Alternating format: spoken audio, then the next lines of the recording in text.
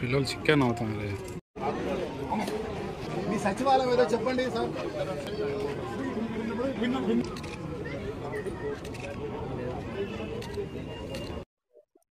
ప్రొద్దుటూరు నియోజకవర్గ క్రీడాకారులందరికీ నా హృదయపూర్వక శుభాకాంక్షలు. ప్రతి క్రీడాకారునికి ఆల్ ది బెస్ట్. రాష్ట్ర ప్రభుత్వం, జగన్మోహన్ రెడ్డి గారి ప్రభుత్వం సరికొత్త పంతాలో ఆలోచన చేసి చదువుకి ఎంత ప్రాధాన్యత ఇవ్వాలనో, చదువుతో పాటు క్రీడలకు కూడా ఎంత ప్రాధాన్యత ఇవ్వాల్సిన అవసరం ఉంది అని దాని ఆవశ్యకతను పిల్లలకు చెప్పడానికి, పిల్లలను ప్రోత్సహించడానికి పెద్దలకు చెప్పడానికి జగన్మోహన్ రెడ్డి గారి ప్రభుత్వం ఆడుదాం ఆంధ్ర అనే టైటిల్ పేరుతో ఈ రాష్ట్రంలో క్రీడోత్సవాలు నిర్వహిస్తూ ఉంది. క్రీడా సంబరాలను నిర్వహిస్తూ ఉంది కోట్ల రూపాయలు ఖర్చు చేసి. గతంలో ఏ ప్రభుత్వాలు కూడా పిల్లల గురించి కానీ, పిల్లల విద్య గురించి కానీ, వారి క్రీడల గురించి కానీ, వారి ఆరోగ్యాన్ని గురించి కానీ ఏ ప్రభుత్వం ఆలోచన చేయలేదు. సత్యం. గత పాలకులు రాజకీయాలు చేసినారే తప్ప ప్రజలకు సేవ చేయలే.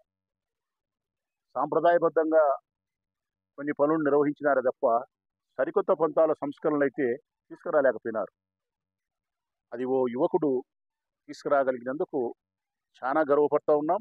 ఆ యువకుడే జగన్మోహన్ రెడ్డి కావడం, ఆయన పార్టీలో మేము కొనసాగడం మనస్ఫూర్తిగా మేము గర్వపడుతూ ఉన్నాం, సంతోషపడుతూ ఉన్నాం. ఇప్పుడు ఈ కార్యక్రమాన్ని ఉద్దేశించి మనం మాట్లాడాల్సి ఉంది కాబట్టి దీని గురించో మాట్లాడతాం. ఎంత ప్రయోజనం ఉందో ఒక్కసారి ఆలోచన చేయండి మీరే. ఇంతకుముందు ఎవరే కానీ క్రీడల గురించి ఆలోచన చేసిన అవకాశమే లేదు. సరే, విద్యకే సరైన ప్రాధాన్యత ఇవ్వలే రాష్ట్రంలో. జగన్మోహన్ రెడ్డి వచ్చిన తర్వాత విద్యకు ప్రాధాన్యత ఇచ్చి నాడు నేడు మన బడి వచ్చింది, అమ్మఒడి వచ్చింది, ఇంగ్లీష్ మీడియం వచ్చింది, డిజిటల్ ఎడ్యుకేషన్ వచ్చింది. పిల్లల ఆరోగ్యానికి జాగ్రత్తలు తీసుకున్నారు, వాళ్ళ పోషక విలువల ఆహారానికి జాగ్రత్త తీసుకున్నారు. చదువుతో పాటు క్రీడలు కూడా ఉండాలి. రెండు కళ్ళ లాంటివి విద్యార్థులకు. క్రీడల వలన శారీరక దారుఢ్యంతో పాటు మానసిక దృఢత్వం కూడా వస్తుంది, మానసిక నిగ్రహం కూడా వస్తుంది. గెలుపు ఓటర్లు సమానంగా స్వీకరించగలిగినటువంటి నైజం ఆటలలో మాత్రమే ఉంటుంది, మరి ఎక్కడా ఉండదు. అది చిన్నప్పటి నుంచి మన పిల్లలకు ఇక్కడి నుంచే మనం దాన్ని డెవలప్ చేయాలి. గెలుపునైనా ఓటమినైనా సమానంగా స్వీకరించగలిగిన స్థితి, ఓడిపోయిన వాడు గెలిచిన వాడిని అభినందించే సంస్కారము, తిరిగి మళ్ళీ ఆ విజయాన్ని అందుకునే దానికోసం చేసే ప్రయత్నము, మానసిక నిగ్రహము, పట్టుదల మన పిల్లలకు ఇప్పటి నుంచే మనం నేర్పించాలి. అది ఎక్కడ దొరుకుతుంది అంటే మైదానంలో దొరుకుతుంది, ఎక్కడ దొరకదు ఈ ప్రపంచంలో. ఆ స్ఫూర్తిదాయకమైనటువంటి విశేషాలన్నీ కూడా ఒక విద్యార్థులకు, ఒక యువకులకు కావాల్సినటువంటి మానసిక దృఢత్వం, స్ఫూర్తిదాయకమైన అంశాలన్నీ కూడా ఎక్కడ దొరుకుతాయంటే మైదానంలో దొరుకుతాయి. మరి ఎక్కడ నువ్వు ఎన్ని కోట్లు పెట్టిన ఖర్చు వేసినా కూడా అవి అమ్మితే దొరికేది కాదు. అందుకే పిల్లలను బడికి ఎంత బాగా పంపుతారో తప్పనిసరిగా మైదానానికి కూడా పంపాల్సిన బాధ్యత ఉంది. మేము చదివేటప్పుడు పిల్లప్పుడు కూడా మా తల్లిదండ్రులు కానీ, మా గ్రాండ్ ఫాదర్ కానీ స్కూలుకు పోకపోతే 2 దెబ్బలు కొట్టేవాళ్ళేమో, మైదానానికి పోకపోతే 4 దెబ్బలు కొట్టేవాడు. మా అబ్బాయి అయితే 4 దెబ్బలు కొట్టేవాడు. మా అబ్బా ఖచ్చితంగా గ్రౌండ్ పోవాల్సిందే. మేము పిల్లప్పుడు పల్లెలో ప్రతిరోజు మేము ఆ ఆట పోటీలు కానీ ఏవైతే ఉన్నాయో అవన్నీ దినచర్యలో భాగంగా మేము పాల్గొనాల్సిందే. కబడ్డీ కానీ, పరిగెత్తేది కానీ, ఖోఖో కానీ, ఆ పల్లె గ్రామీణ ప్రాంతాల్లో ఆటలు ఏవైతే ఉన్నాయో ఆటలని కానీ, ఈత కానీ, చెట్లు ఎక్కడం కానీ, బొంగరాలు కానీ, ఏనుగుళ్ళు కానీ, అన్నీ సర్వము గ్రామీణ ప్రాంతాల్లో ఆడే ఆటలన్నీ కూడా వయసును బట్టి అన్నీ కూడా ఆడిపించేవాళ్ళు. అందుకే మేము శారీరకంగా, మేము మానసికంగా మేము దృఢంగా ఉండాం. ఏదైనా కష్టం వచ్చినా ఆ కష్టాన్ని ఎదుర్కోవడానికి కావాల్సిన సంసిద్ధంగా మేము ఉండాం. సుకుమారంగా పెరిగి మైదానం లేకపోని పిల్లోడు రేపొద్దున ఏ కష్టం వచ్చినా కానీ, ఏ సమస్య మన జీవితంలో ఎదురైనా కానీ అతలాకుతలమయ్యే పరిస్థితి ఉంటుంది. ఇవన్నీ కూడా పెద్దలు గ్రహించాల్సిన అవసరం ఉంది, పిల్లలు ప్రోత్సహించాల్సిన అవసరం ఉంది. పిల్లలు బాగా గ్రౌండ్లో పోయి ఆడుకుంటే చదువులో మార్కు తక్కువ వస్తే నువ్వెందుకు దూరం కావాలని? ఎందుకు దూరం కాడు? ఎందుకు? చదువుకుంటేనే దూరమవుతాడు. చదువులో 4 మార్కులు తక్కువ వచ్చి ఆటల్లో 4 కప్పులు ఎక్కువ వచ్చే తరంగాడంటే మీరు ఏం నేర్పిస్తున్నారు పిల్లలకు? తప్పనిసరిగా ఆట పోటీలలో కూడా మైదానంలో ఎవడైతే ఉన్నతమైన స్థితిలో ఉంటాడో ఆ పిల్లవాడు, ఆ పిల్ల గాని, విద్యార్థులు గాని తప్పకుండా మీ కుటుంబానికి పనికొస్తారు. వాళ్ళు పనికొస్తారు. ముఖ్యంగా ఈ దేశానికి పనికొస్తారు ఆ పిల్లలు. ఈ దేశ గౌరవాన్ని పెంచడానికి పనికొస్తారు. వాళ్ళ జీవితాన్ని వాళ్ళు సరిదిద్దుకోగలుగుతారు. కాబట్టి ప్రతి తల్లిదండ్రులకు మీ బిడ్డ రాచమౌళి విజ్ఞప్తి చేస్తా ఉన్నాడు. చదువుకి ఎంత ప్రాధాన్యత ఇస్తారో క్రీడలకు అంత ప్రాధాన్యత ఇవ్వండి. దయచేసి మీ పిల్లలను అటువైపు ప్రోత్సహించండి.